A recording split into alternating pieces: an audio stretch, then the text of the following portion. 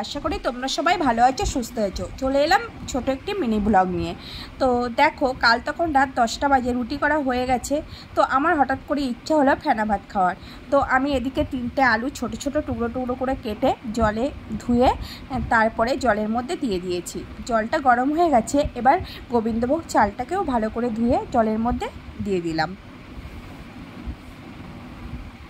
তো ফেনা ভাত খাওয়া হয় সকালের দিকে, কিন্তু আজ হঠাৎ করে রাতের বেলায় খেতে ইচ্ছে হলো।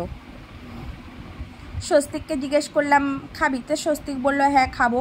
তো চলে গেলাম রান্নাঘরে, ইচ্ছে যখন হয়েছে খেতেই হবে।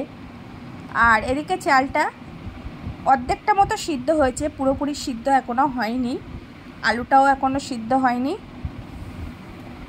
তো চালটা পুরোপুরি সিদ্ধ হয়ে গেলে আমি এর মধ্যে একটু লবণ দিয়ে দেবো।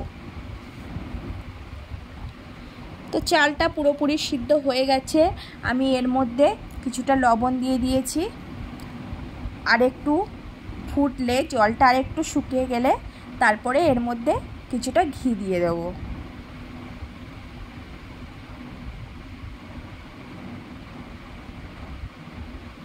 তো আমি ঘিটা দিয়ে দিয়েছি, আর কিছুক্ষণ ফুটলে গ্যাসটাকে বন্ধ করে দেব।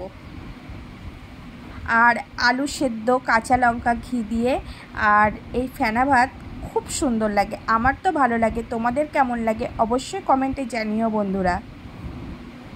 আর আমাদের বাড়িতেও সবাই খেতে পছন্দ করে। তো ভিডিওটি তোমাদের কেমন লাগলো অবশ্যই কমেন্টে জানিও। তোমরা সবাই ভালো থেকো, সুস্থ থেকো। আবারও দেখা হবে পরবর্তী একটি ভিডিওতে।